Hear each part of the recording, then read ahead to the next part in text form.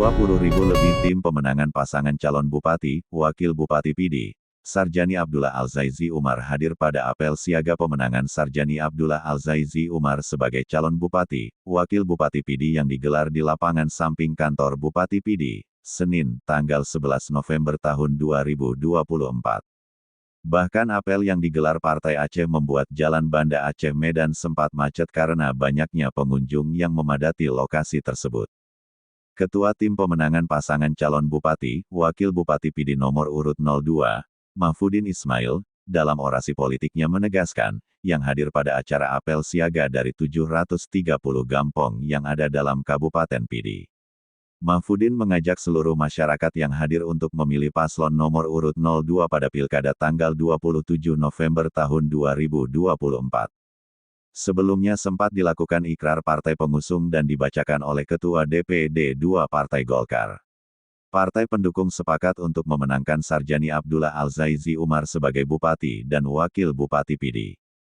Sementara itu Ketua Humas dan Publikasi Ketua Juru Bicara Tim Pemenangan Kabupaten Haji Sarjani Abdullah SH dan Al-Zaizi, Zukri Mauludin Syah-Adan mengatakan, keikutsertaan tim pemenangan paslon nomor 2, relawan yang menjadi peserta apel siaga pemenangan pasangan nomor urut 2 mencapai 20.000 lebih.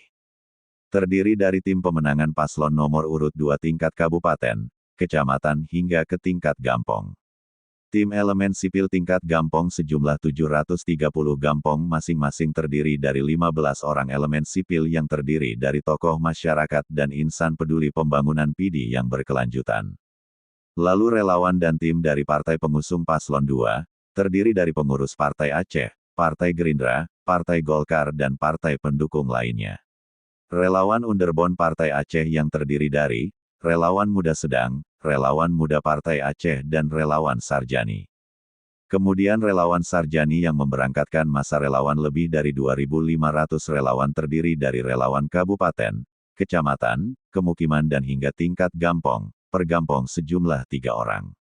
Relawan Genase Umi, merupakan relawan khusus perempuan yang berumur di atas 30 tahun dan punya struktur model dan jumlah relawan secara struktural sama dengan relawan saja, Relawan Sarjani, Rekawan Singa Mutiara, dan Majelis Ulama Nanggro Aceh serta para barisan guru baca tulis Al-Quran.